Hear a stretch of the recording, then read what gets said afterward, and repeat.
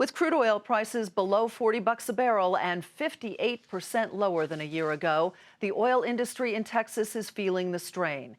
And no place is that more apparent, perhaps, than in Andrews, Texas, the town that has played a major role in America's oil revival. Morgan Brennan is there.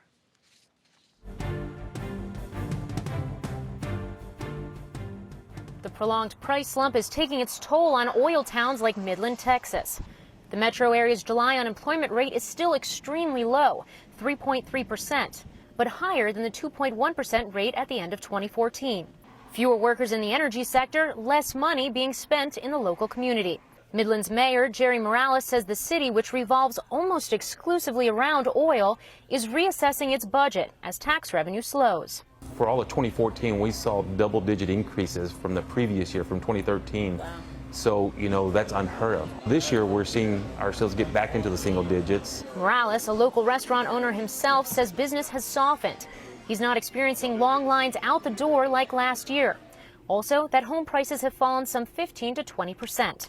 But residents of Midland and other West Texas towns have seen these boom and bust cycles before, and everyone is taking steps to ride the downturn out.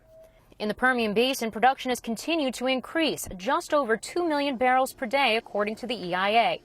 But the number of active rigs has dropped 55% since last September. By some estimates, an active rig can generate as many as 1,000 direct and indirect jobs. And one business park on the border of Midland and Odessa is storing nearly 40 inactive ones. If crude prices remain low, even rigs like this one that are drilling new wells may need to come offline. That's a possibility privately held producer Elevation Resources is currently contemplating. It's not very exciting to put $7 million in the ground with the prospect of recovering that $7 million over 50 years. So this rig was put back to work when oil was $60 a barrel back in June. And with $40 a barrel, we have to reassess whether we can continue to justify running this drilling rig to drill new wells. But there is a silver lining. Labor and equipment costs have come down significantly. And some producers like EXL Petroleum, which is cash flush from an asset sale last year, maintain there are still opportunities. We are closing projects now. We're actually putting rigs back up in the air. We're fracking as we're talking. We're completing the wells we're speaking.